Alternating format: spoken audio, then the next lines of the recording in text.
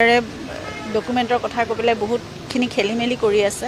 আজি শুনানি মানে সিদ্ধাৰ্থই যিহেতু ডিচাৰ্জ ফাইল কৰিছিলে যোৱাবাৰ আৰু তাৰ অবজেকশ্যন হৈছে কিন্তু শুনানি অহাবাৰহে হ'ব। আকৌ শেখৰজ্যোতি গোস্বামীয়ে আজি পুনৰবাৰ ডিচাৰ্জ পিটিশ্যন দিছে, গতিকে সেইখিনিও 16 তাৰিখে অহা ডেট আছে, তাত হ'ব।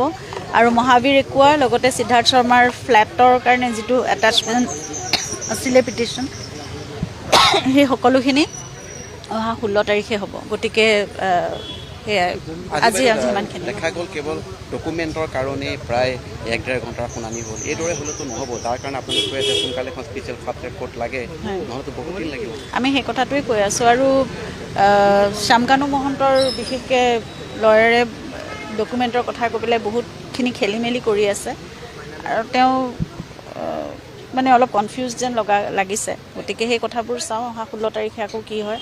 আৰু আমি বাৰে বাৰে বিশেষ আদালতখনৰ কথা কৈয়ে আছোঁ, এখন নহ'লে নহ'ব।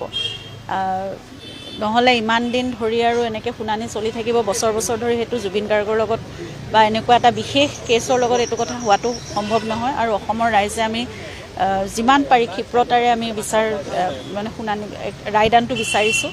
এটা শেষ আমি উত্তৰ পাব লাগে, সেইটোৱে কথা। আৰু দোষী মানে অলৰেডি সাব্যস্ত হৈছে, গতিকে দোষীয়ে শাস্তি পাব লাগে, সেইখিনিয়ে কথা এতিয়া।